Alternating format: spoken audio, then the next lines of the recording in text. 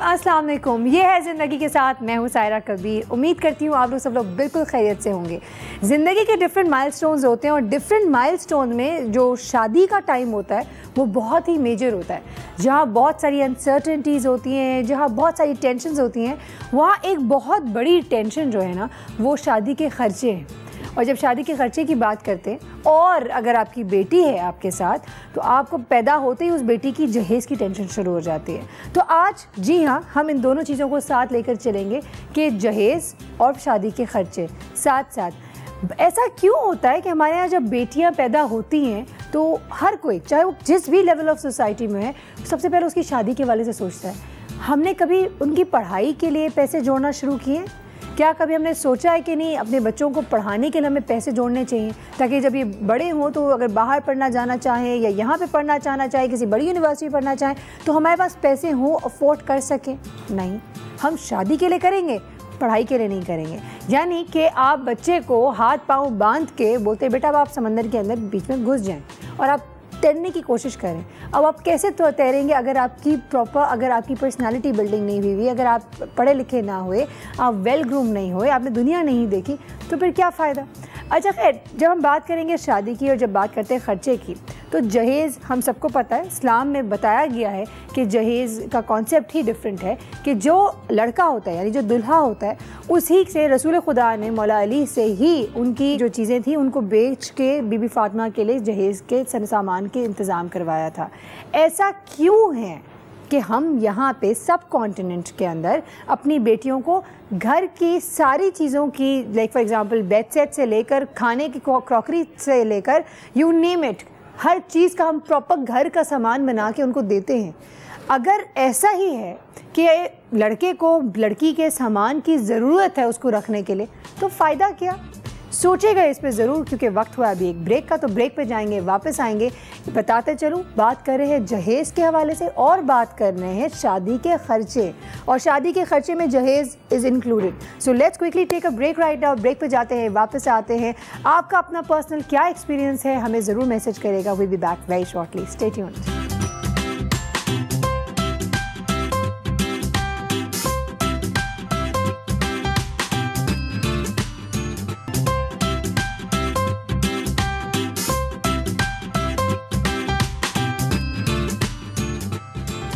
Welcome back to Yeh Hai ज़िंदगी। अगर अभी अभी आपने टीवी ऑन किया है तो बताना चाहूँगी कि आज हम बात कर रहे हैं जहेज़ और शादी के ख़र्चे के हवाले से।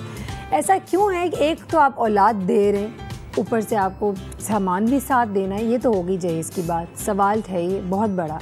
दूसरा, शादी के ख़र्चे। ऐसा क्यों है कि शादी के इतने ज़्यादा ख़र्चे होते हैं कि आपकी बाद में आने वाले कई टाइम तक आप वो ख़र्चे पूरे करते रह जाते हैं। And this goes for both the all sorts of society, all sorts of social statuses. ये चाहे अगर हम मिडिल क्लास फैमिली की बात करें या हम लो इनकम ब्रैकेट की बात करें, हर कोई अपने बच्चे की शादी में इतना कुछ देना चाहता है और देता है कि वो कर्ज़े ले लेकर भी दे रहा होता है, उधारी पे भी सामान ले लेकर दे रहा होता है, और फिर बाद में बड़े मसले भी उठाता है। क्यों है ये नीड, ये ज़रूर जानेंगे। एक ऐसी गेस्ट से मुलाकात करवाना चाहूँगी मैं जिन्होंने ज़िंदगी को बहुत करीब से देखा है, जिनके पास ऐसे इतने कई वाक़यात हुए हैं जिनसे जो हमारे साथ हमेशा यूजुअली शेयर भी करती हैं और जिससे वो बताती हैं कि देखो सच्चाई और जो सच्ची कड़वी बात है वो ये है। होना क्या चाहिए उस पर भी ज़रूर बात करेंगे, लेकिन मुलाकात करवाएंगे आपको इन खातून से। ये हैं सारिम बर्नी वेलफेयर ट्रस्ट, ये चलाती हैं और अम्मी हैं सबकी। लेट्स वेलकम आलिया भाभी। अस्सलाम वालेकुम आलिया भाभी, कैसी हैं आप? अल्लाह का करम है। आलिया भाभी, जहेज़, शादी के ख़र्चे, आप लोगों ने बहुत लोगों की शादियाँ करवाई। बिल्कुल। ख़र्चे ज़्यादा होते हैं? ख़र्चे तो ज़्यादा होते हैं, लेकिन ये आप पर डिपेंड करता है कि आप कितना ख़र्चा करते हैं। ओके।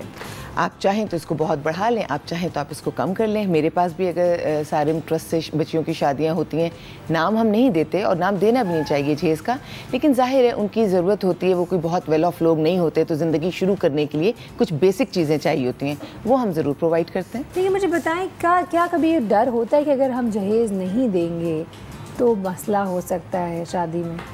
ये डर होता है, लेकिन अगर ये डर हो तो वहाँ शादी ही ना कीजिए। Very good, I really like that. आपके पास बहुत सारी ख़वातीन हैं, बहुत सारी लड़कियां आ जाती हैं। हमारे यहाँ माशरे में एक बहुत ही एक चीज़ अलमिया है कि जब भी बेटी पैदा होती है तो उसको देखकर उसकी बस शादी नज़र आती है आपको। और आप बचपन से एक एक रुपया जोड़ना शुरू हो जाते हैं। ये आज के दौर की सबसे बेकार बात है। ओके ठीक है, अब चीज़ें बहुत ज़्यादा बदल गई हैं। पहले ज़माने में तलाक़ें नहीं हुआ करती थी, वक्त गुजर जाया करते थे। अब के दौर में चीज़ें बहुत बढ़ गई हैं। अब बहुत ज़्यादा ज़रूरी हो गया है कि हर इंसान को आप उसके पैरों पर खड़ा कीजिए। बिल्कुल, एब्सोल्युटली। पहले नहीं किया जाता था, पहले बच्चियों को पैरों पर ही खड़ा किया जाता था। 12 साल 16 साल में शादियां की जाती थी और जहेज जमा करके सामने वाले के नज़र में उसकी इज्जत पैसे से बढ़ाई जाती थी, जहेज से बढ़ाई जाती थी। जितने ज़्यादा सामान देंगे उतना हमारा पल्ला भारी होगा। जी, अब वो चीज़ें नहीं रहीं, चीज़ें बदल गई हैं। आपको बदलना चाहिए। जहेज के लिए पैसा जमा करने के बजाय उस बच्ची की तालीम और तरबियत पे वो पैसा खर्च कर दीजिए। Exactly what I said in my intro. I totally agree कि उस बच्ची की ओवरऑल पर्सनालिटी ग्रूमिंग तो हो, खुदा ना खास्ता कोई अच्छा बुरा वक्त आए वो बाहर निकल के 2 रोटी कमा तो सके। और सिर्फ उसलिए भी नहीं, एक्चुअली अगर पढ़ाई की बात करते हैं तो व्हाई वुड यू से कि तालीम बहुत इंपॉर्टेंट है लड़कियों के लिए? तालीम के देखो, जैसे भी कहा कि ज़िंदगी में कोई भी नशे व फराज आ सकते हैं। अगर नहीं भी आते, अगर आप एक नॉर्मल ज़िंदगी गुजार रहे हैं तो जो तालीम याफ्ता बच्ची होगी वो आपकी पूरी नस्ल का ब्रॉटअप सही करेगी। और आप जहेज जो लेकर आएंगे, शायद वो बच्ची 2 महीने में उससे ज़्यादा पैसा आपके घर में वैसे ही ले आएगी।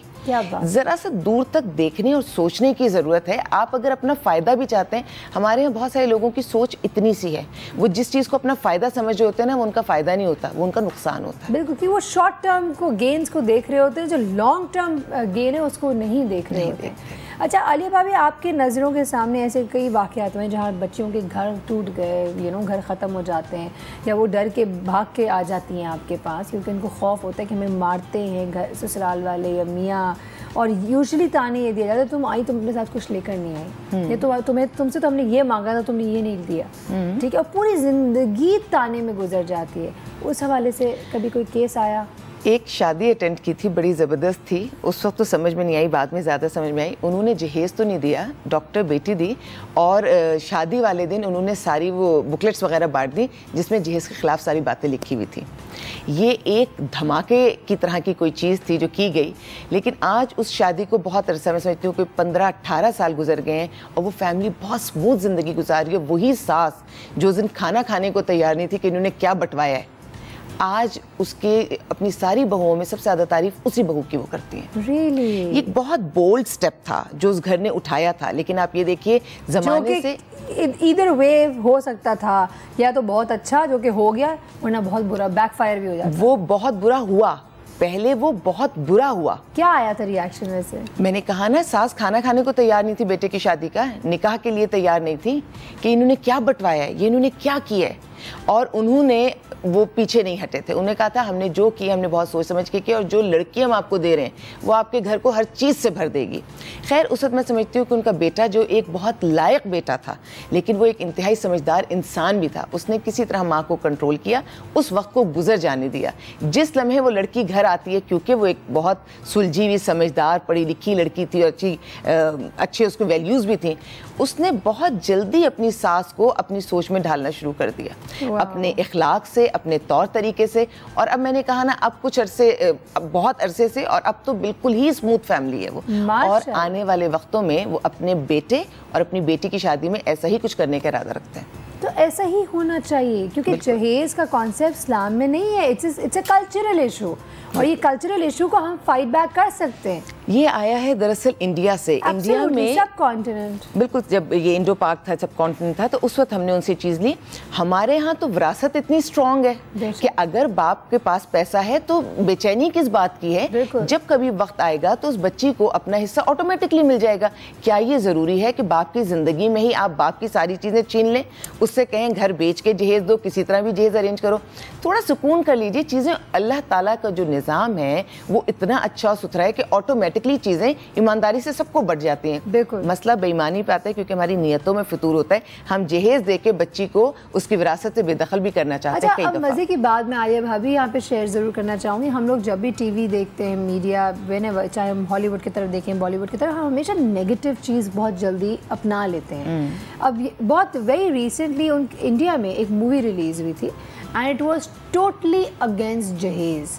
इनफैक्ट उसमें बाकायदा बताया कि किस तरीके से जहेज़ के against there is a law कि अगर कोई पकड़ा जाता है जहेज मांगते हुए तो उसको दैट पर्सन विल गेट पीनलाइज्ड। तो पूरा it was a very nice concept इन्होंने दिखाया था कि इस तरह बाप बेटी जो है कौन आर्टिस्ट बनते हैं और लोगों को बुलाते हैं कि ठीक है आप उससे शादी करेंगे, तो फ़ौरन ही उनकी डिमांड्स आ जाती हैं कि भाई हमें ये गाड़ी चाहिए, हमें ये बंगला चाहिए, you know, and then they record it and then you know then they emotionally blackmail them. What I am trying to say is even across the border they're showing this, they are telling us कि भाई जहेज की जो मांग है जिसकी वजह से आप रिश्ते तबाह कर देते हैं, जिसकी वजह से आप रिश्ते नहीं निभाते हैं, वो गलत है। अगर आप उसी चीज़ को देख लें और उस चीज़ को समझ लें तो ज़िंदगी बहुत बेहतर हो सकती है।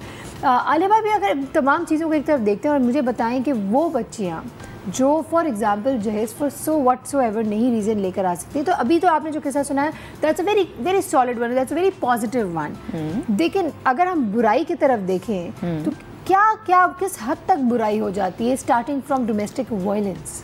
बुराई यहाँ तक हो जाती है कि तेज़ाब भी फेंका जाता है, जला दिया जाता है, इस एक्सट्रीम तक भी जा सकते हैं। और मुझे बड़ी हैरत होती है और एक पॉइंटर ही छोड़ रही हूँ लोगों के लिए कि चूल्हा फटता है या गैस लीक होती है तो हमेशा बहू क्यों खड़ी होती है वहाँ नंद क्यों नहीं खड़ी होती, वहाँ सास क्यों नहीं खड़ी होती? क्योंकि जब चीज़ें प्लान्ड होती हैं तो उसी अंदाज से होती हैं जिस तरह हमने उसको प्लान किया होता है। ये और बात है कि बाद में अल्लाह ताला जब उस चीज़ को पलटता है तो बहुत अच्छे अंदाज में चीज़ें पलट कर आप तक आती हैं। ये तो भाभी ने पॉइंट दिया है, सोचिएगा इस पे, शदीद ज़रूरत है इस पे सोचने की। और बिल्कुल सही बात कही कि दुनिया में अल्लाह मियाँ सब कुछ दिखाई देता है, इस मकफ़ात अमल।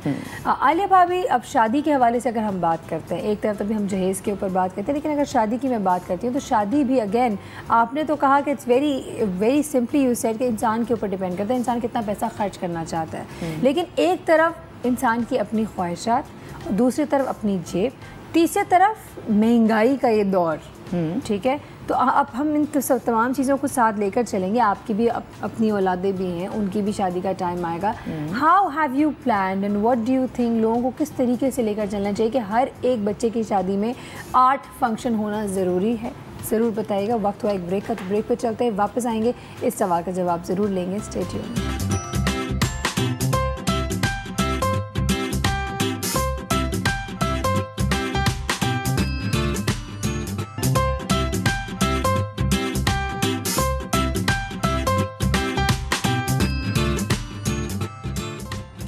Welcome back to Yeh Hai Zindagi. हमारे साथ हमारी दूसरी मेहमान भी आ चुकी हैं, उनसे भी मुलाकात कराते हैं आपको, क्योंकि शादी के हवाले से बात हो रही है।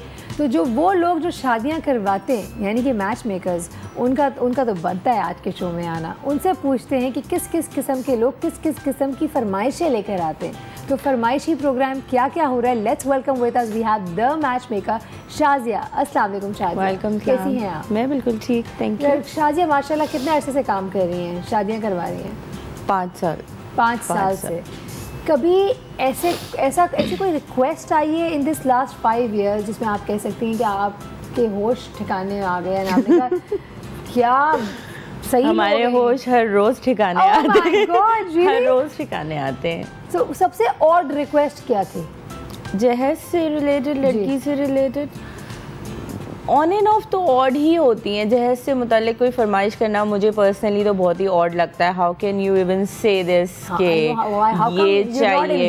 हाँ। So, नहीं, लेकिन फिर भी अगर कोई ऑड रिक्वेस्ट आपको लगती हो। एक फैमिली ने मुझे बताया था, जैसे शादी तक हम कनेक्ट रहते हैं कि मेहंदी से 2 दिन पहले जब बरी का सिलसिला होता है, वो फैमिली आई बैठी और उनकी अम्मा बार बार ना अपनी चूड़ियाँ यूँ किए जा रही हैं कि नहीं मैं कांच की चूड़ियाँ नहीं पहनती ना, असल में मुझे एलर्जी होती है, मैं बस गोल्ड पहनती हूँ। अब दैट वाज द सीन के जी आप जब लड़के की माँ को दे तो गोल्ड ने।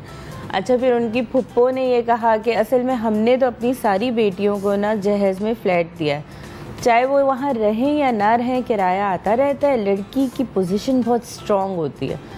अब ये जो मैसेज था, मुस्कुराहट आ रही है, ये जो इनडायरेक्ट मैसेज था, लड़की वाले फ़ोन करके कह रहे हैं कि कल निकाह है, अब हम क्या फ्लैट ढूंढने जाएं? हमारी 4 बेटियां और भी हैं। exactly. हम क्या कर सकते हैं? तो इस तरह की चीज़ें मतलब लोग और शादी से पहले ये फरमाइश तो बहुत ही कॉमन है। आई होप आप सबको पता होगी कि आप लोग कुछ दें ना दें, बस गोल्ड और खाना बहुत अच्छा कीजिएगा, क्योंकि हमारी जो है ना नाक कट जाएगी।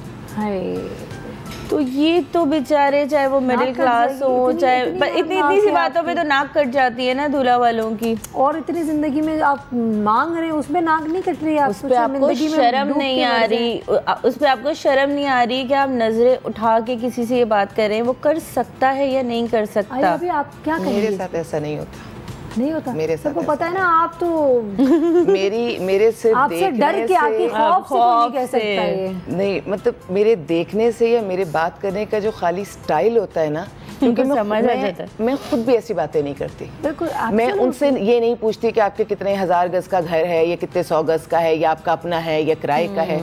मेरे अपने भी ये सवालात नहीं होते। आपके क्या सवालात होते हैं? लड़के के लिए तालीम पूछती हूँ और फैमिली बैकग्राउंड देखती हूँ और सैलरी ज़रूर पूछती हूँ, लेकिन सैलरी पूछ के मुझे कोई झटका नहीं लगता और मुझे उसको कोई एतराज़ नहीं होता। वेरीफाई करवाती हैं कि भाई सैलरी, मुझे आप सैलरी डॉक्यूमेंट दिखाएं। हाँ, ये 3 चीज़ें में, चाहे वो बंदा 10,000 भी कमाता हो, मुझे इस पर कोई ऑब्जेक्शन नहीं है, लेकिन मुझे ये मालूम होना चाहिए कि जहाँ मैं अपनी बच्ची दे रही हूँ वो गुजारा कैसे करेगी। बिल्कुल ठीक है। ये सारी बातों के बाद जो मेरा अगली मेरी सोच होती है कि इस बंदे की जिम्मेदारियाँ कितनी हैं। ये माँ बाप को ये सपोर्ट करता है, बहन भाइयों को ये सपोर्ट करता है, ज़िंदगी की किसी चीज़ पर मुझे कोई एतराज़ नहीं होता।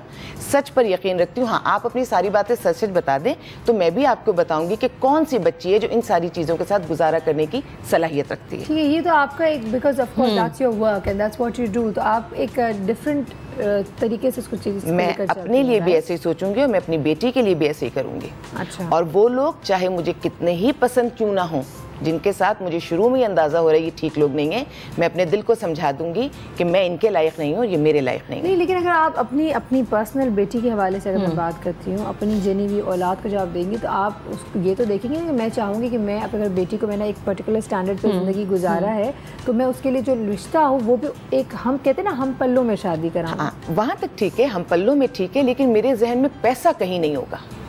मैंने जिस वक्त सारिम साहब से शादी की, हमारे पास कुछ भी नहीं था। पढ़े लिखे ड्राइवर से भी करा देंगी।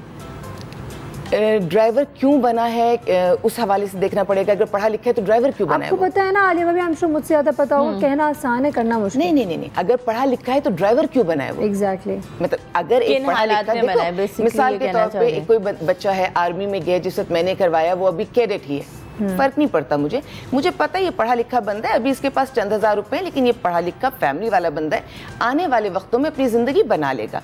फिर मैंने अपनी बेटी को ऐसी तरबियत दी होगी, तालीम दी होगी, मुझे पता है खुदा न खास्ता वो ना बना सका तो ये उसके साथ मिलकर बना लेगी। जानते बूझते अपनी बेटी को कोई गड्ढे में नहीं डालता, आप देख के डालते, लेकिन लालची होना, पैसे को बुनियाद बनाना, घर को बुनियाद बनाना, लेकिन अगर मैं ये देख रही हूँ कि वो ड्राइवर है और वो पढ़ा लिखा भी नहीं है, या अगर पढ़ा लिखा है तो फिर ड्राइवर क्यों है?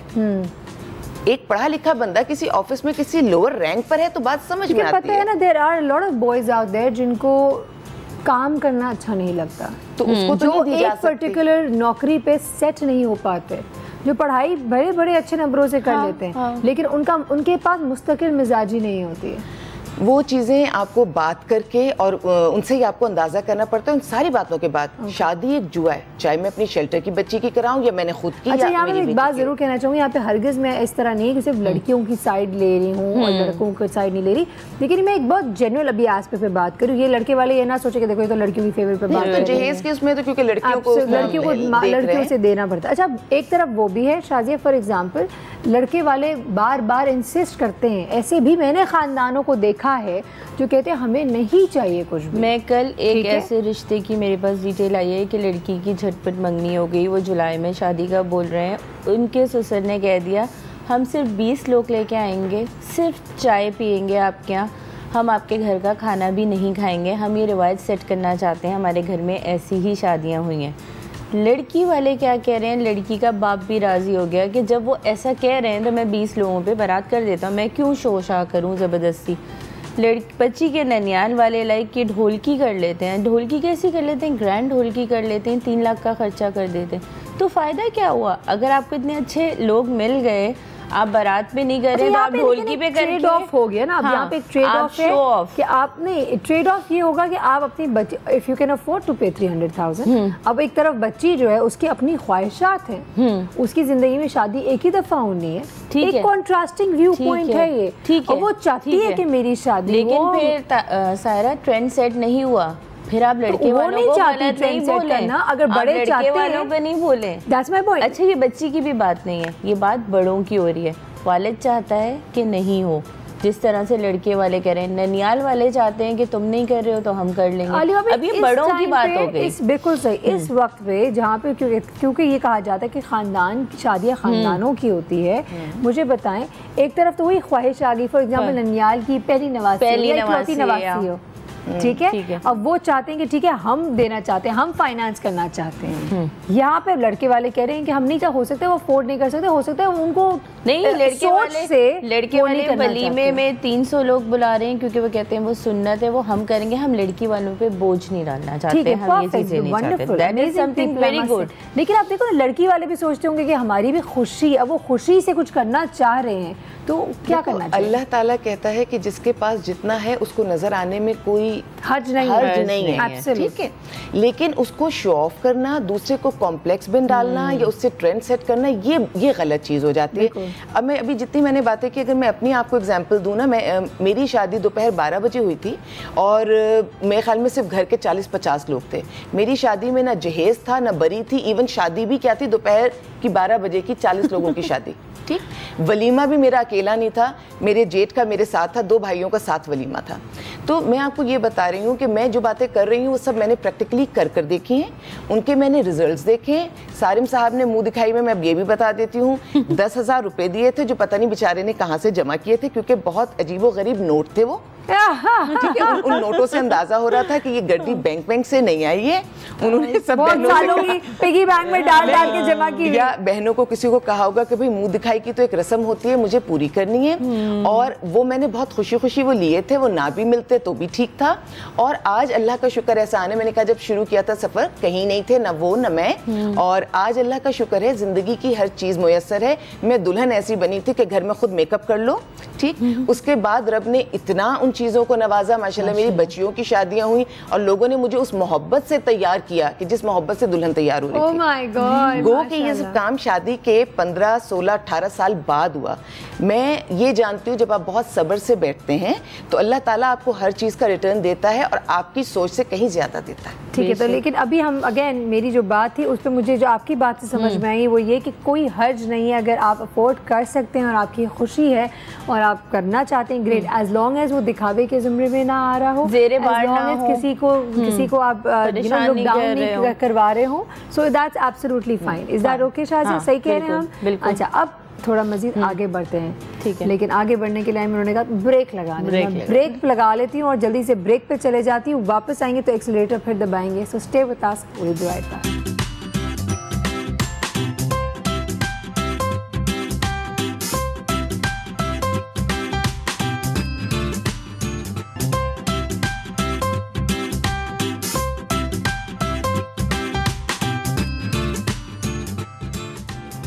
Welcome back to Yeh Hai Zindagi. हमारे साथ आलिया भाभी मौजूद हैं, as well as Shazia the matchmaker मौजूद हैं।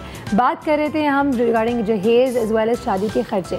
अच्छा, अब एक सवाल शाज़िया ने मैंने ब्रेक के दौरान पूछा जिसका जवाब मैं इनसे लूँगी, दोहरा देती हूँ सवाल आप तमाम लोगों के लिए, एंड दैट वाज शाज़िया, मुझे इस तरह समझाइएगा कि कभी ऐसा हुआ है कि आपने किसी की शादी कराई हो, कुछ चीज़ें अग्रीड अपॉन हुई हों कि ठीक है इतना जहेज़ होगा, इतना होगा, ब्ला ब्ला ब्ला, और शादी हो गई, अब शादी के बाद उन लड़की वाले due to whatever reason were unable to fulfil the demand somehow, and अब लड़के की तरफ से, लड़के वालों की तरफ से प्रेशर आना शुरू हो गया, यानी इतना हो गया, इतनी बुराई आ गई, इतनी डोमेस्टिक वायलेंस पे आ गया कि इवेंचुअली शादी ख़त्म हो गई। ऐसा हुआ है कभी, देखने में आया? मेरे अपने मैच मेकिंग के करियर में तो नहीं हुआ, वैसे पर्सनल मेरी एक फ्रेंड के साथ हुआ था। ओके। और उसका ये था कि शादी से पहले जैसे अंडरस्टैंडिंग थी, चीज़ें थी, 2-4 साल का टाइम पीरियड था, एंगेजमेंट हो गई, सारा कुछ हो गया, और यानी जानते थे 5 साल से जानते थे यूनिवर्सिटी के थ्रू, और घर वाले जानते थे, किसी को कोई एतराज़ नहीं था, कोई विलेन नहीं था, सारी चीज़। शादी से 3 दिन पहले लड़का बहुत गुस्से वाला था, सबको लगता था, सबने दबे लफ्ज़ों में बोला, बट शी वाज लाइक कि मेरी नेचर ऐसी है कि कोई मसला नहीं है, एजुकेटेड है, फैमिली बहुत अच्छी है। लड़की ने शादी से 3 दिन पहले उससे कोई ऐसा आर्ग्यूमेंट हुआ और उसने ऐसी बात की कि मुझे ये चाहिए, मुझे तुम्हारे बाप ने तो ये भी नहीं भिजवाया, जहेज़ में ये भी नहीं चीज़ें थी, अब मैं क्या तुम्हें जाके भेज दूँ। And that was the point, वो जो 5 साल में वो बर्दाश्त करी थी, शी सेड मुझे इस शख्स से शादी नहीं करनी। अगले दिन माइयों शादी नहीं हुई थी? नहीं, उसने शादी नहीं की। Thank God for that. और उसकी माशाल्लाह इतनी जगह, अच्छी जगह शादी हुई, इतनी वो खुश है, वो उस दिन का शुक्र अदा करती है। मतलब वो एक रोना पीटना मातम वाला माहौल जो हमारे यहाँ होता है वो यहाँ पे एक एंगल आता है आलिया भाभी, please shed some light on it. बहुत सारे लोग इतनी शादी की तकरीब के लिए इतनी कोई तैयारियां कर रहे होते हैं, इतने पैसे खर्च कर रहे होते हैं, कार्ड शादी के चले गए होते हैं। अब लास्ट माइयों वाले दिन अगर इस तरह का कोई स्टेप लेना, एक तो बहुत बड़ी बात, बहुत बोल्ड स्टेप। दूसरा, खानदान वाले इतना सपोर्ट नहीं करते। यूजुअली इस तरह की सिचुएशन में ये कह दिया जाता है बेटा गुस्से में, मैं आपसे कह रही हूँ ना, मैयत वाली कैफियत हो जाती है। गुस्से में तो इंसान बहुत ऑल फॉल बोल लेता है, ऐसा होता है। लोगों का काम है कहना, उन्हें उनका काम करने दीजिए, आप अपना काम कीजिए। ये आपकी जिंदगी है, आपकी जिंदगी के फैसले हैं, और लोगों की उतनी परवाह कीजिए जितनी वो आपकी परवाह करते हैं। तो वो तमाम जितने माँ बाप अभी देख रहे हैं, एंड अगर उनके बच्चे उनको आके बताते हैं कि ये हो रहा है एंड मुझे नहीं करना ये शादी, आप लेट गो मत करें। देखें, अगर हालात जो आपको नजर आ रहे हैं बाद में बिगड़ने वाले हैं, बाद में ज्यादा रोने से बेहतर है आप पहले थोड़ा रो लीजिए। अच्छा यार शाजिया, वो उन बच्चों के माँ बाप, बच्चियों के खास तौर पे जिनकी बच्चियों की एक सर्टेन उम्र गुजर चुकी होती है, लेट्स अज्यूम मिड और लेट 30s में आ रही होती हैं, तो माँ बाप को ऐसा लग रहा था उनका वक्त जैसे काउंटडाउन, अनफॉर्चुनेटली हमारे यहाँ तो काउंटडाउन है ना, best as,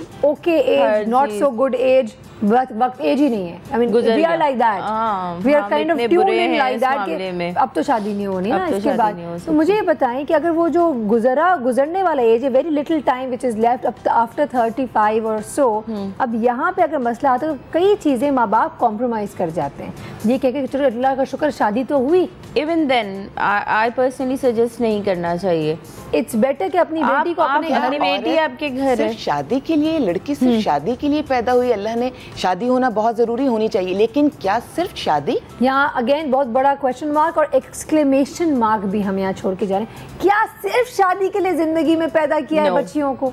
no no, being a matchmaker मैं भी यही कहती हूँ, आलिया भाभी की बात से 200% इतफाक करती हूँ। मैं लड़की के पेरेंट्स को समझाती हूँ कि पढ़ने दें, रिश्ते का वेट कीजिए, नहीं हो खुदा ना खास्ता नहीं हो, लड़की पढ़ी लिखी है, इंडिपेंडेंट है, हर चीज़ है, सिर्फ स्टैम्प लगवाने के लिए शादी मत करेंगे। हमारी आंखें बंद होंगी तो क्या होगा? Exactly. हो सकता है आपकी आंखें खुली हों और अल्लाह ना करे उसके साथ इतना बुरा हो जाए और कैसे देखेंगे वो? बिल्कुल, वो कैसे देखेंगे? बुरे आदमी के जिंदगी में आने से कहीं बेहतर है कि अकेले आप तन्हा हों। अब हम चलते हैं जहेज से एक कदम मजीद आगे, और वो है शादी के खर्चे।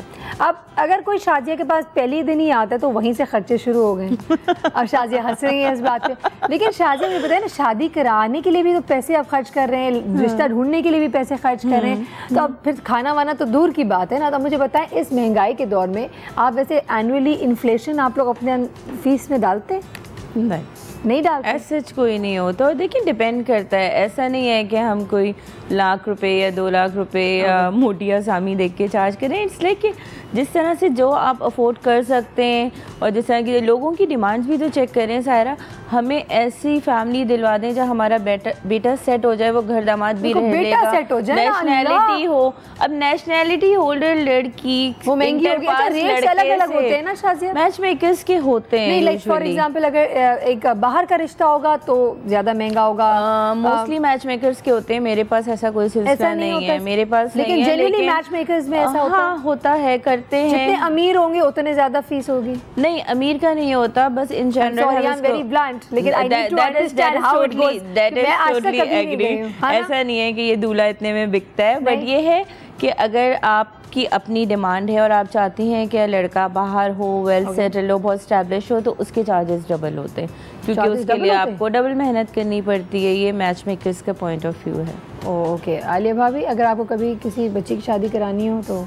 नहीं, आलिया भाभी से मैं बिल्कुल चार्ज नहीं करूंगी, और इनकी बच्चियों से तो बिल्कुल चार्ज नहीं करूंगी। चला लेते हैं, नहीं, ये बात सच है, सच्ची बात है। बिल्कुल यार, इसमें क्या है? ये तो नेकी की बात है कि हम इसमें कुछ कर सके। जी बिल्कुल। इन्होंने जो मुझे भी ऑफ़र किया उसका बहुत शुक्रिया, और मैं उन चैनल्स का भी बहुत शुक्रिया अदा करना चाहती हूँ जहाँ मेरी बच्चियों की शादियाँ हुई, क्योंकि उन शादियों के बाद लोगों को पता चला कि शेल्टर होम में रहने वाली बच्चियाँ भी शादी करती हैं, निभाती हैं और घर बसाती हैं।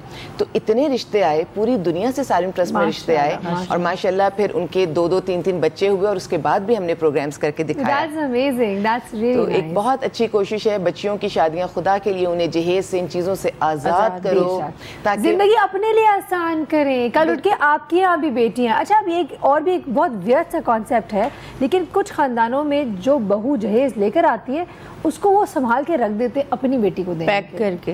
ये एक बहुत ही वियर्ड सा कॉन्सेप्ट है। एक चीज़ मेरे जहन में और है कि जो जहेज की चुटर पुटरा पैसा ज़ाया कर देते हैं, उससे कहीं बेहतर है कि आप उसके लिए कोई प्लॉट, कोई घर, कोई ऐसी चीज़ लेके आप उस बेटी के नाम कुछ आप कर दीजिए। जहेज डायरेक्ट डिमांड नहीं, डिपेंड करता है कि आपके कितने पैसे। मैंने कहा कि अब जो इतनी आप लाखों रुपए, और जब आप उसे मिलाएंगे जहेज तो ये करोड़ों में चला जाता है। जब आप जेवर, आप पूरे खर्चे, आप ज्वेलरी, आप सब करेंगे ना, तो उसमें आप अगर 10 लाख का प्लॉट ले लीजिए, आप 20 लाख का ले, जितनी आपकी जेब खर्च है, कुछ भी आपका है, कम से कम सेविंग प्रॉपर तरीके से लग जाएगी। अच्छा, ठीक है, ओके। व्हाट आप जो कह रही हैं कि instead of spending money here and there, इसको किसी काम की चीज पे लगाए जिसकी प्राइस इवेंचुअली इन्वेस्टमेंट के तौर पे बढ़े। आप कितना भी खाना अच्छा खिला देंगी ना, उसमें से 50% लोग उसमें से कोई ना कोई ऐब निकाल कर जाएंगे। तो बच्चे के फ्यूचर के लिए अगर आप कुछ सेव कर दें तो इसमें क्या बुराई है। अच्छा, पिछले दिनों इनफैक्ट मैं फेसबुक पे देख रही थी, देयर वाज अ कपल जिन्होंने अपनी शादी में बेसिकली बहुत सारे गरीब लोगों को खाना खिलाया। ये तो बेस्ट है। So I was like, wow, I like that concept. I mean, you know, the idea of feeding poor people who cannot afford, rather than कि आप उन लोगों को बुलाएं जो आके अपनी प्लेटें तो भर देते हैं, ना वो खाते हैं प्रॉपर तरीके से, they waste so much food. तो ये तो एक एंगल है। अब जब खर्चे की बात आई, अब शाजिया ने कहा शाजिया बिल्कुल महंगी नहीं है, तो अगर किसी को रिश्ता करवाना हो तो शाजिया के पास जरूर जा सकते हैं, लेकिन शाजिया अब ये तो सिर्फ एक फर्स्ट स्टेप हुई है टुवर्ड्स द स्पेंडिंग्स। आगे शादी के और बहुत सारे खर्चे होते हैं, नेमिंग अ फ्यू, कपड़ा जोड़ा, खाना पीना, पहनौनियाँ, बरी, बस आप ज़्यादा बेहतर जानती हैं, तो इस पे हम ज़रूर बात करेंगे। हमारे एक और गेस्ट भी है जिनको हम शामिल करना चाहते हैं, जिनका काम इस हवाले से बहुत ज़्यादा इम्पोर्टेंट है। So let's quickly go and take a break right now. वापस आएंगे और उनको भी हम अपने साथ गुफ्तगू में मज़ीद शामिल करेंगे। So stay tuned.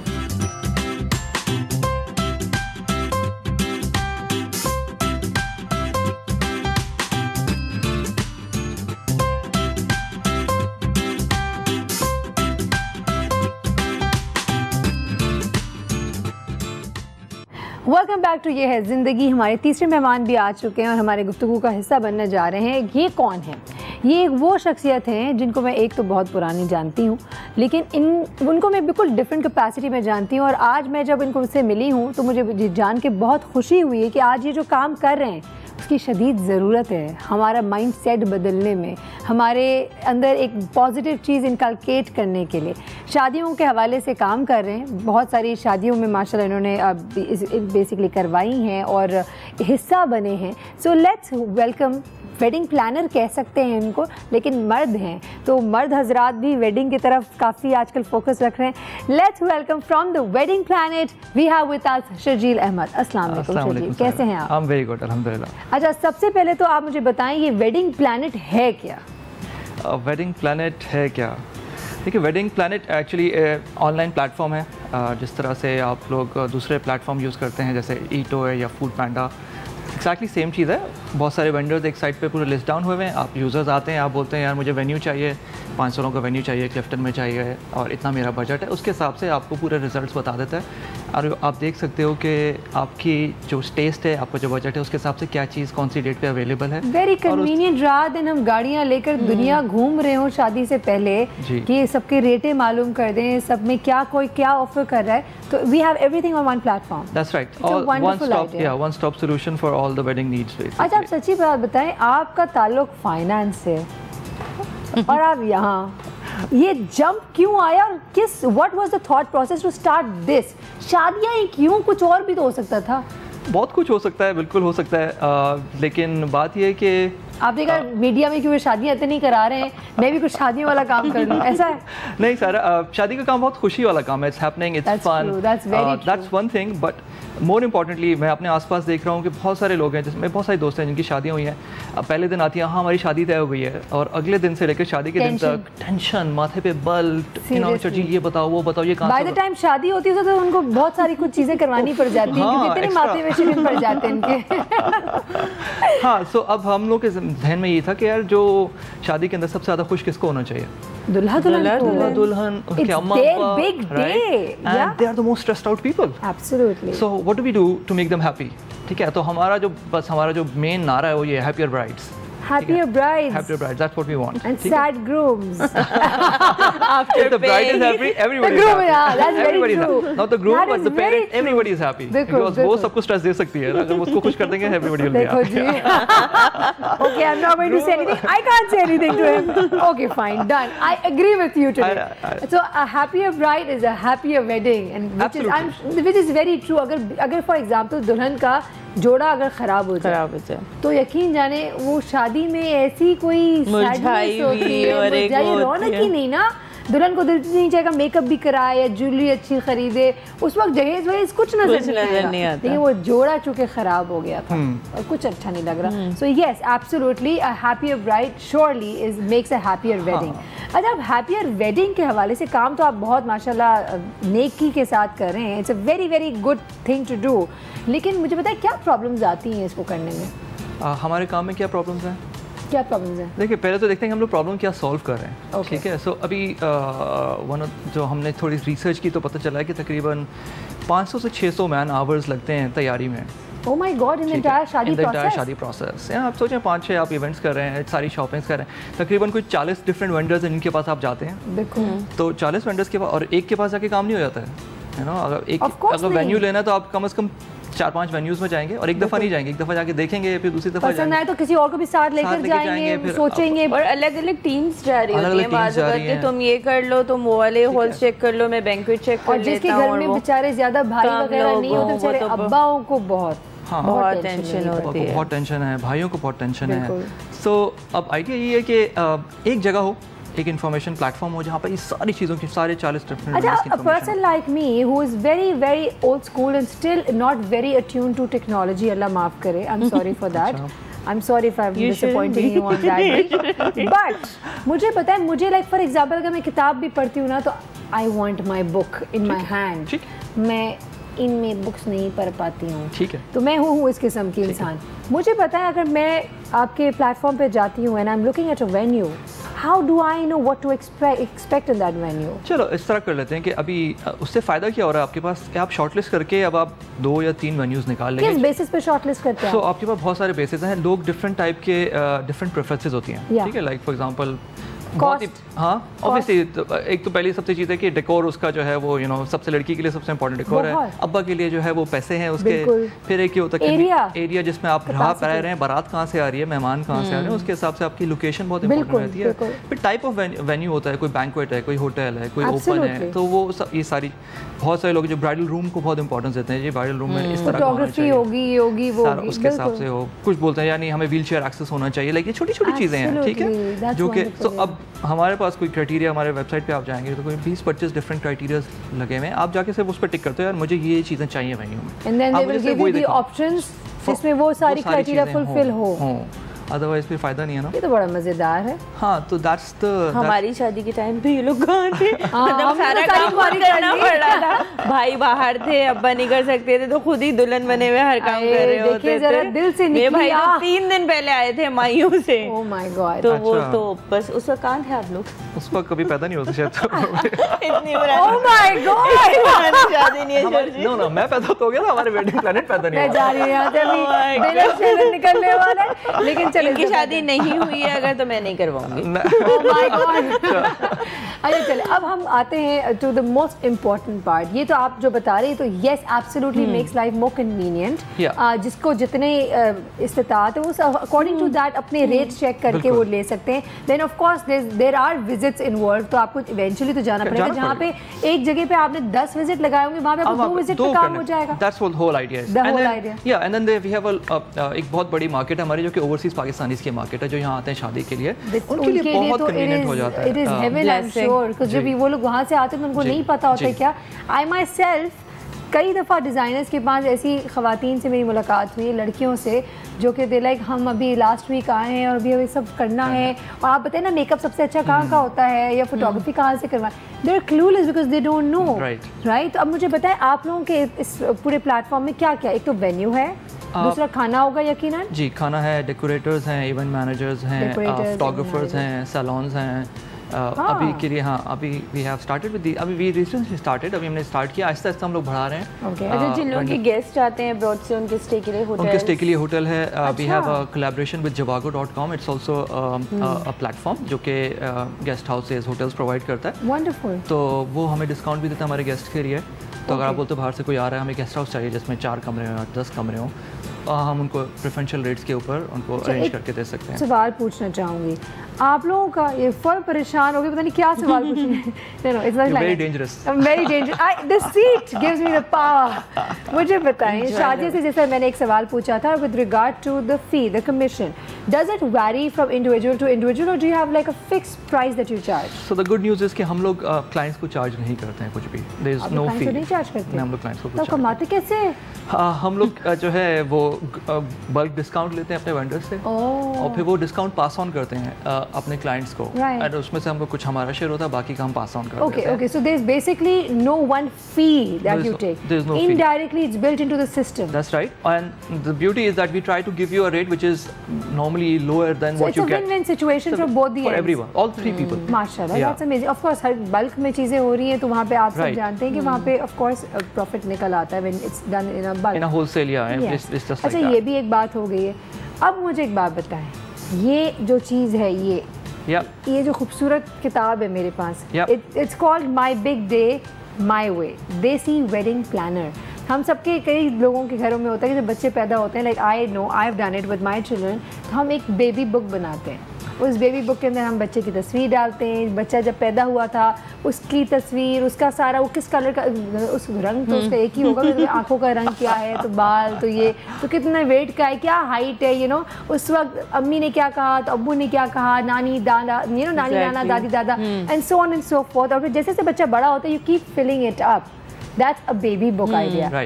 ये क्या है माई बिग वेडिंग डे? शादी की एल्बम का तो सुना था, व्हाट इज दिस? सारा ये भी जो है हम लोग, इसका नाम अभी देसी वेडिंग प्लानर है। और असल में हमने देखा है कि इतने ज़्यादा काम है शादियों के अंदर और वो ऑर्गेनाइज नहीं हो पाते। लड़कियों के पास बहुत सारे आइडियाज़ हैं, कोई जो है वो फेसबुक पे रखा हुआ है, कोई पिंटरेस्ट पे रखा हुआ है, कोई किसी की पर्ची आपने कहीं लगाई हुई है किसी रजिस्टर के अंदर। तो हमारा आइडिया ये था कि ये सारे कामों को एक लिस्ट बना के एक जगह पे एक बुक के अंदर डाल दिया जाए, और वो नॉट सिर्फ आपकी हेल्प करे प्लानिंग के अंदर, ऑर्गेनाइज करने में अपने आप को, बट ऑल्सो आपको हेल्प करे इन टर्म्स ऑफ बाद में आपकी मेमोरीज भी बन जाएगी इसके अंदर। और ये आप देख सकते हैं, मेरी किताब आपके सामने लेकर आई हूँ।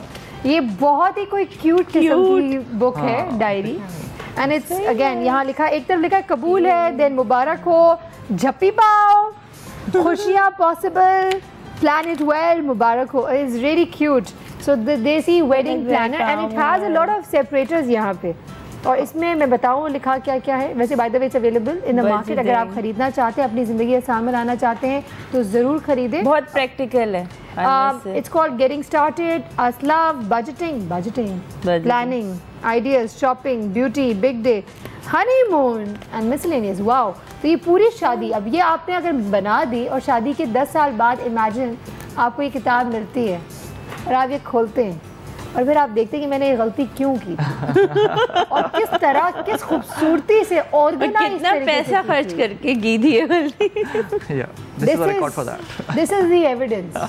You will not need anything. इसमें शर्जील का नंबर नहीं होना चाहिए। वो मर्द हजरात जो दूसरी या तीसरी करना चाहते हैं, अगर उनके हाथ में आप ये पकड़ा देंगे, यकीन जाने उनको नाइटमेयर्स आएंगे, वो आइंदा ज़िंदगी में कभी दूसरी तीसरी शादी करने का सोचेंगे नहीं। सो यस ख़वातीन, ये बहुत ही काम की किताब है। इसमें और क्या कुछ है that can help our lives.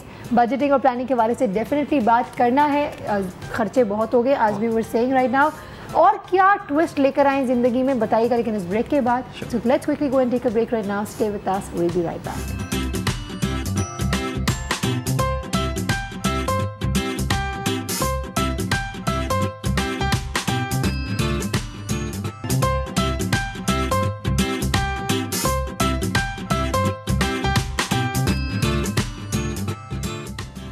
Welcome back once again. अच्छा जी, किताब तो किताब होती है। मैं सोचा क्यों ना ये सवाल हम सब की तरफ से हम पूछ सकें शजील अहमद से कि ये बताएं कि मैं क्यों ना एक डायरी अपने पास रख लूँ, एक पेन रख लूँ और ज़िंदगी आसान करके उसी में लिख लूँ and follow that. Why should I buy this?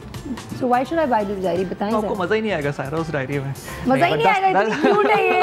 Look at this, it's so cute. It is actually very cute. No, but this is not the right reason. The right reason is कि शादी से related आपके जितने भी काम हैं, आपको पता है शादी में कितने काम होते हैं? बहुत, 1 करोड़ Exactly, आपके पास बहुत की एक आप बोलते हो लेकिन you don't know exactly. अब इसके अंदर क्या है, जैसे फॉर एग्जांपल एक प्लानिंग का सेक्शन है, ये प्लानिंग का सेक्शन है, ओके, ठीक है। आप इसके अंदर जाते हो और आपको पता चलता है यार कि ओके अगर मेरी शादी में अगर 8 से 12 महीने रह गए हैं तो ये एक पूरी लिस्ट है, ये मुझे सारे काम अभी से स्टार्ट कर देने हैं।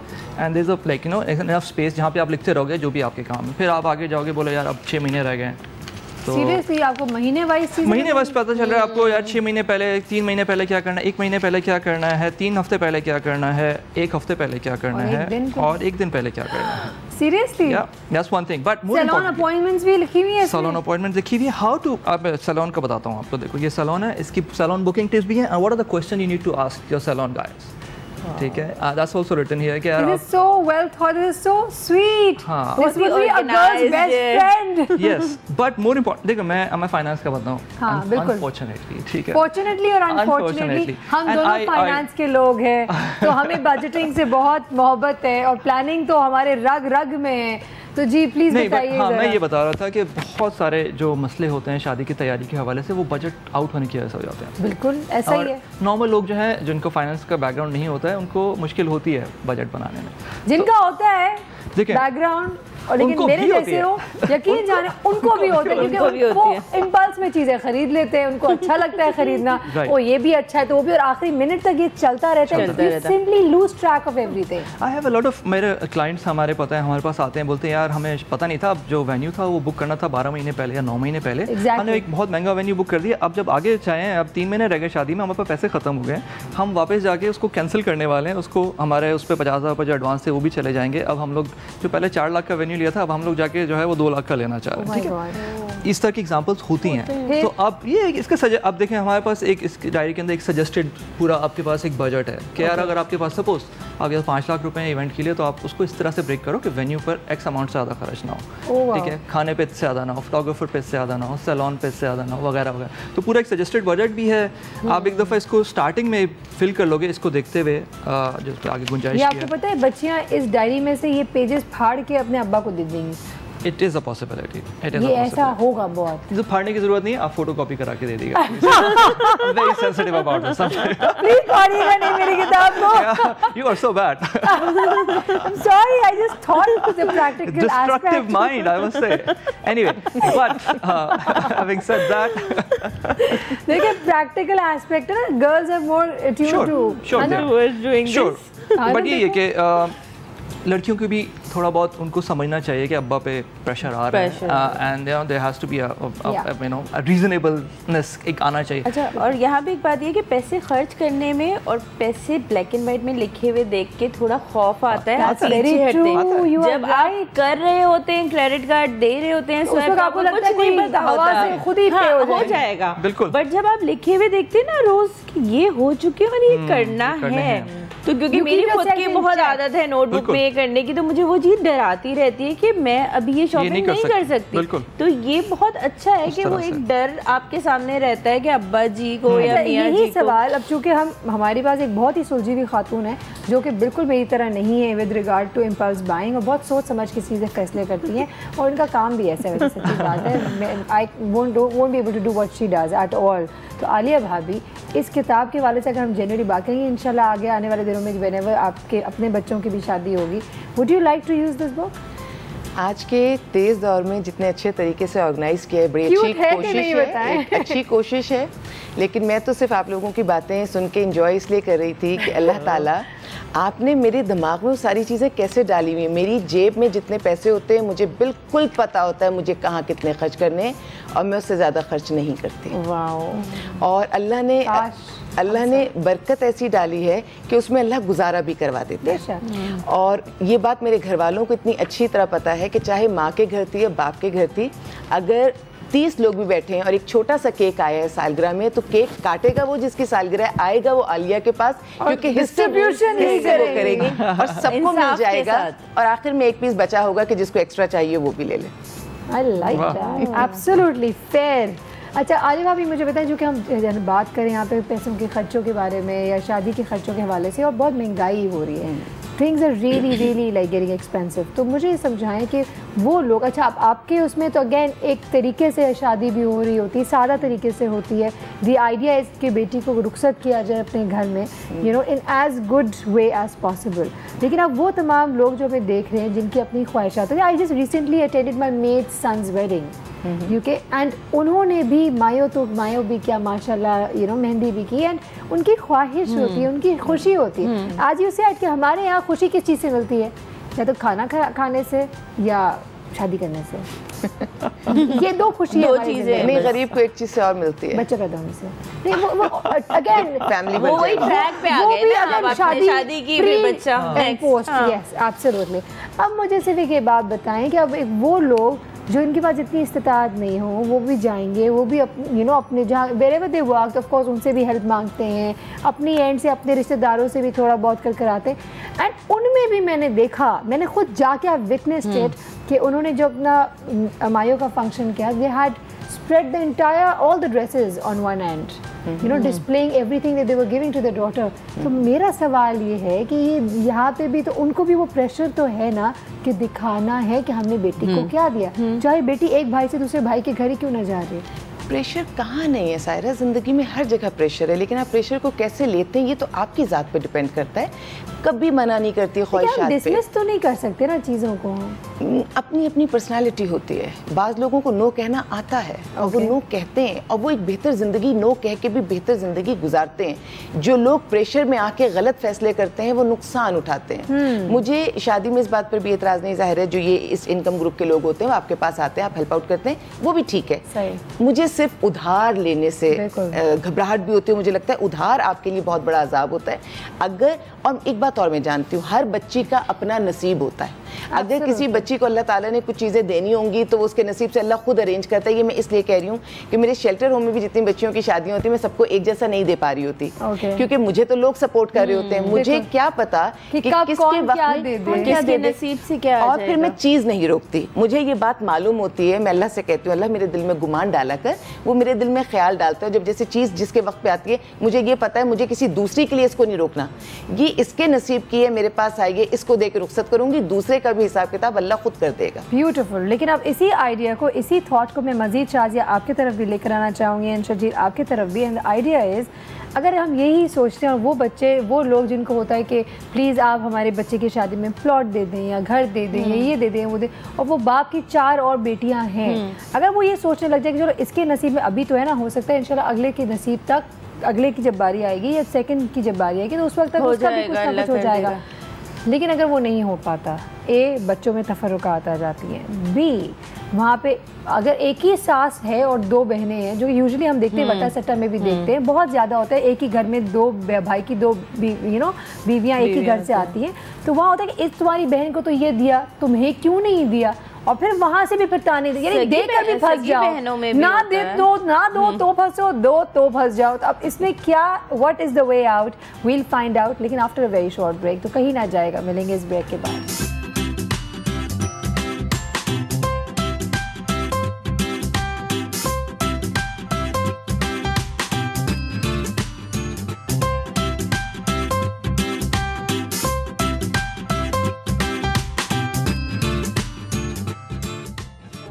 Welcome back to Yeh Hai ज़िंदगी। एक सवाल छोड़ के गई थी, थोड़ा सा टेक्निकल सवाल था, लेकिन अब ये सवाल है तो है। तो शाजिया बताएंगी आप क्या करना चाहिए? मैं अगर अपनी बात करूं या मैं, मेरी तो इकलौती बेटी है चले, लेकिन हम 3 बहनें थे। इन जनरल देखिए, अगर हम बात करें ना तो आलिया भाभी की बस इतनी ज़बरदस्त है कि इंसाफ वाली बात करें। अगर आपको ये लगता है कि आपने सबके लिए रख दिया है, वो ज्वेलरी हो चुकी है, तब तो आप ये कर सकते हैं कि अच्छा इस वक्त जिसके लिए जितना हो रहा है दे दें, लेकिन बहुत ज़्यादा इसराफ ना करें। जो चीज़ है वो बैलेंस करके अगर आप देते हैं और आप सोचते हैं कि हाँ ठीक है, एक की दफ़ा आपके हालात ऐसे होते हैं, अल्लाह ताला ने उस वक्त आपको इतना ज़्यादा नवाजा होता है, तो आप दे दें, कोई बात नहीं। दूसरे को वो ट्रेनिंग दें, वो आपका ब्रॉटअप होगा, वो आपकी बच्ची की तरबियत होगी कि वो सोचेगी कि बाज़ मैके में इतना नहीं मिलता, लड़की को ससुराल में जाके नसीब उसका होता है, अब्बा की नौकरी, तो उसको वहाँ इतना मिल जाता है। आलिया भाभी, मेरा यही मतलब है कि फॉर एग्जाम्पल एक वक्त में at this particular moment, for example if you can afford कि उनके पास ज़मीन है, उन्होंने दे दी बच्ची को, ठीक है, और वो सोच रहे कि मेरे 2-4 और काम है, उसकी वजह से मेरे निकल आएंगे, तो मैं इंशाल्लाह उसके वक्त तक भी, सेकंड वाली के टाइम तक भी मैं एक और करवा लूँगा, उसको भी हो जाएगा। और you know I am working, God forbid काम नहीं हो पाता, सेहत गिर जाती है, 10,000 चीज़ हो सकती है, हालात बदल जाते हैं, हालात बदल जाते हैं, डाउनसाइजिंग होती है। पहले को तो दे दिया, अब दूसरी को नहीं दिया, अब दूसरी को नहीं दिया, बच्चियाँ समझ गई हैं, चिल्ड्रन अंडरस्टैंड। लेकिन अब अगर ससुराल वालों की तरफ से था ना कि हमने तो शादी की तो भाई बड़ी शादी देख के की थी, और ये था और वो था, तुम्हारी उसमें क्या बात करने का एंगल यही है कि प्लानिंग है जिंदगी में रखें, लेकिन नसीब के आगे नहीं चल रही होती, तो उसको आप जहन में रखिएगा कि नसीब के साथ। अच्छा, शेल्टर में के लोगों के साथ क्या करना चाहिए? कौन से लोग अगर जो ऐसे डिमांडिंग हो, जिन्होंने पहली शादी देखी, मैं ये नहीं कहती, जैसे मैंने कहा, मैं खुद ये नाम भी नहीं लेती, तोहफे के तौर पे जिंदगी के शुरू में अपनी बच्चियों को दे रही होती हूँ, लेकिन जो डिमांड कर ले उसको तो उससे तो मैं दूसरी बात ही नहीं करती। देखिए, डिमांड करने का मतलब है कि वो लालची है। और एक बात और बताऊं, जहेज देने के बाद हालात कौन से खत्म हो जाते हैं, फिर उसके यहाँ जब औलाद होगी तो इसका पहनावा, उसका सवा महीना, ठीक है, फिर उसके बाद आगे बात बढ़ेगी, तो आप एक दफा दे के फंस जाते हैं। और आलिया भाभी, ऐसा नहीं कि हम हर चीज रस्म के नाम के ऊपर भर रहे होते हैं। हाँ। मुझे तो इनफैक्ट लगता है, मुझे सीरियसली लगता है कि वो लोग भीख मांग रहे हैं, वो डिमांड नहीं कर रहे, वो लोग भीख मांग रहे होते हैं और आप उनको दे रहे होते हैं। चलो, let's take a male's perspective on it. जी, मेरा पर्सपेक्टिव ये जो आलिया भाभी कह रही हैं, इस पर I mean it's exactly the same thing कि आप लड़की को वैल्यू कम करो और चीज़ों को वैल्यू ज़्यादा करो। एब्सोल्युटली। आप अपनी बेटी को किसी ऐसे घर में देना चाहोगे जहाँ पे इंसान की वैल्यू कम और चीज़ों की ज़्यादा? बहुत सिंपल है। So it's better to call it off beforehand rather than getting involved into. Absolutely. I'm really glad कि we're all kind of on the same page and I hope यही बात आप लोगों तक भी पहुंच रही हो। मैं यहाँ पे एक बात ज़रूर ऐड करना चाहूँगी, मुझे ज़रूर बताइएगा शजीर अहमद कि अगर फॉर एग्ज़ाम्पल हम यहाँ बात करते हैं ख़र्चे की और शादी की और जहेज़ की, जिस तरह कर रहे हैं, वहाँ पे एक तरफ बेटे की शादी भी आती है और बेटी की शादी भी आती है। कई लोग परेशान बेटे की शादी पे नहीं होते, बेटी की शादी पे होते हैं। Why do you think that's the case? वरना तो बेटा बेटा कहते हैं हम कि अल्लाह बेटा दे दे, अल्लाह बेटा दे दे, बेटी होती तो a lot to do with social pressure जो हमारे पर तो खर्चा तो लेकिन बेटे की शादी में भी होगा तो सही ना? नहीं, खर्चा होगा, लेकिन वही वाली बात है कि अगर एक्सपेक्टेशन है कि जहेज़ आएगा तो जाहिर है लड़की के उसके हिसाब से जहेज़ होना, और उसकी वजह से pressure, financial pressure is a lot and then there is a social pressure on top of that कि क्या दिया क्या नहीं दिया। तो वही वाली बात है कि अगर आप लोगों ने तो बातें करनी है, ठीक है, आप जब दोगे तभी कुछ ना कुछ उसमें कीड़े निकालेंगे, तो बेहतर ये है कि कोई देकर भी फंसो, ना देकर भी फंसो। अच्छा, अगर हम अपनी एंड से बात करते हैं कि लेट्स अज्यूम खर्चा तो होना है, ऑफ कोर्स होना है, जिंदगी के साथ है, जब तक जिंदा रहेंगे खर्चा तो होना है। अब how can we balance our खर्चा? थोड़े से आइडियाज़ और टिप्स हमें आप दे सकते हैं कि अपने बजट को हम कैसे कंट्रोल में रख सकते हैं with the use of course wedding planet. लेकिन अगर ब्रॉडली स्पीकिंग अगर हम इसको कंट्रोल करने की कोशिश करें। हाँ, ब्रॉडली स्पीकिंग देखिए, आपके पास बुनियादी तौर पे दो बड़े मैं जिस तरह से देखता हूँ इसको, एक ये है कि आपके सारे पर्सनल खर्चे होते हैं और एक सारे इवेंट्स के खर्चे होते हैं। एब्सोल्युटली। और पर्सनल खर्चे तो आपकी जिस तरह से आपके जितने बजट्स वगैरह हैं उसके हिसाब से आप उसको मैनेज कर सकते हो। जो इवेंट्स के नॉर्मली होते हैं वो थोड़ा सा आउट हो सकते हैं, ठीक है, तो नंबर ऑफ़ इवेंट्स पे डिपेंड करता है, दैट्स वन थिंग।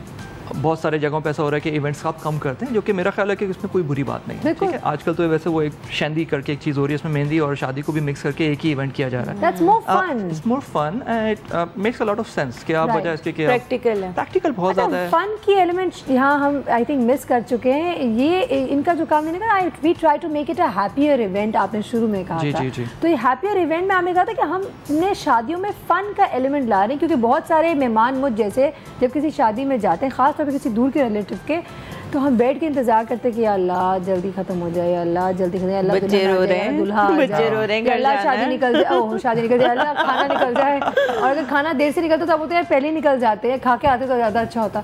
खैर, वो तमाम बातें एक तरफ। मुझे बताइए, फ़न अगर हो जाए, इंटरेक्शन हो जाए with of course lot of with the guest, तो कितना मज़ा है? हमारा बिलीव यही है कि अभी हमें लग रहा है कि बहुत सारे इवेंट्स हो रहे हैं और यकीन करें घरों के अंदर बहस हो रही होती है, अम्मा अपने बच्चों को बोल रही थी नहीं आज शादी फलाने की शादी है, तुमको जाना ज़रूरी है, और बच्चे जाना नहीं चाहते हैं। क्यों नहीं जाना चाहते? सीरियसली ऐसा ही है। क्यों नहीं जाना चाहते? क्योंकि वहाँ कुछ है नहीं करने के लिए, वहाँ जाके बैठ जाएंगे आप, फिर आपको खाना भी 12 बजे रात को खुलेगा, अब आप 2 घंटे से बैठे हुए तो क्या करें? क्या करें? तो मैं यहाँ पे ब्रेक ले सकती हूँ, ज़रूर ले ब्रेक। पॉज। क्या करें? इतना आप वहाँ जा तो रहे हैं, एक तो तब टाइम वेस्ट करो, तैयार हो, बूथी भी अच्छी कर ली, अब वहाँ जाके बैठ जाओ, क्या करें? बताते हैं आपको कि क्या क्या हो सकता है, लेकिन एक ब्रेक के बाद। So stay with us, will be right back.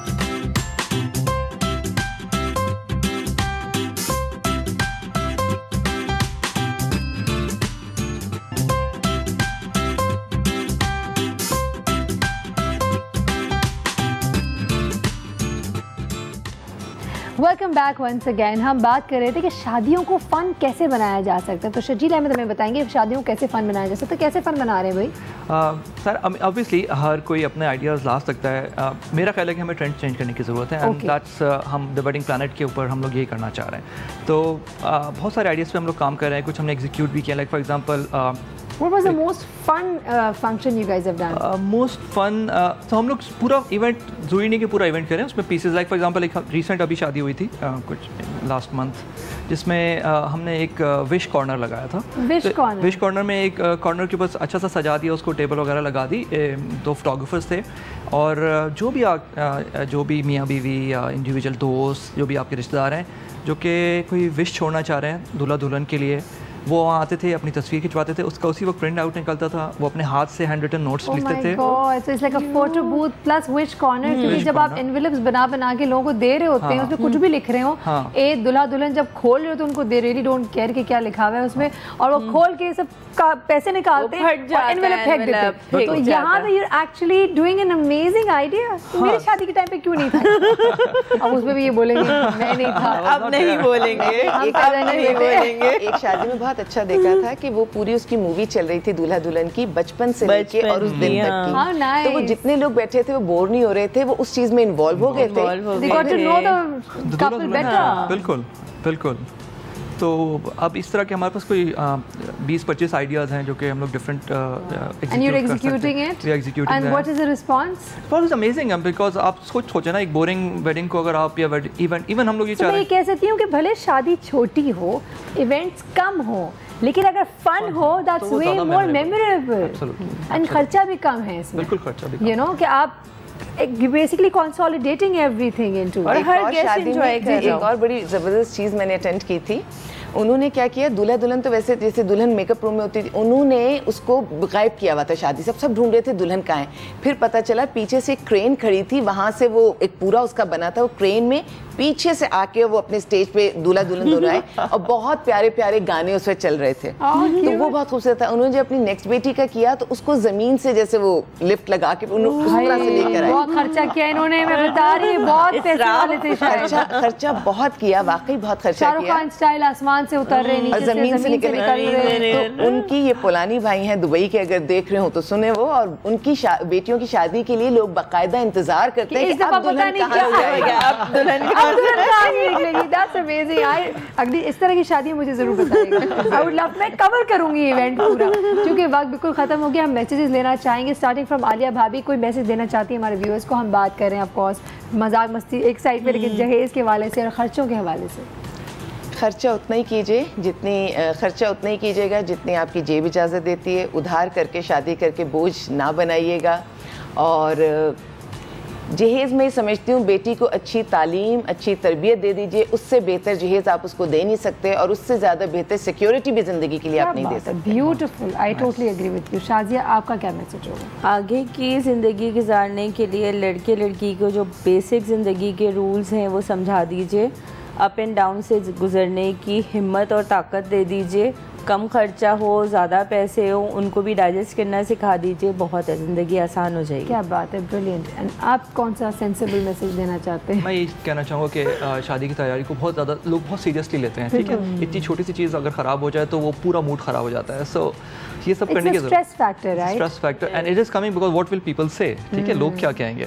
तो उसको थोड़ी देर के लिए भूल जाएं, अपनी शादी को live in the moment, enjoy the moment. अगर छोटी मोटी कुछ गलतियाँ हो रही हैं उसको इग्नोर कर सकते हैं, वो किसी को याद नहीं रहेंगी, ना किसी को नज़र भी नहीं आ रही होंगी, सिर्फ आपके दिमाग में है वो। Absolutely. ठीक है, so just ignore all that and have fun, try to have fun, that's about it. Beautiful message Emma से, थैंक यू सो मच। आप तीनों का बहुत बहुत शुक्रिया, तीनों amazing messages on their own. I must say, मैं क्या कहूँ, मुझे लगता है मैं सिर्फ खुदाफिज कह देती हूँ बहुत हो जाएगा, लेकिन of course me being myself I can not help it, I have to give my closing remark.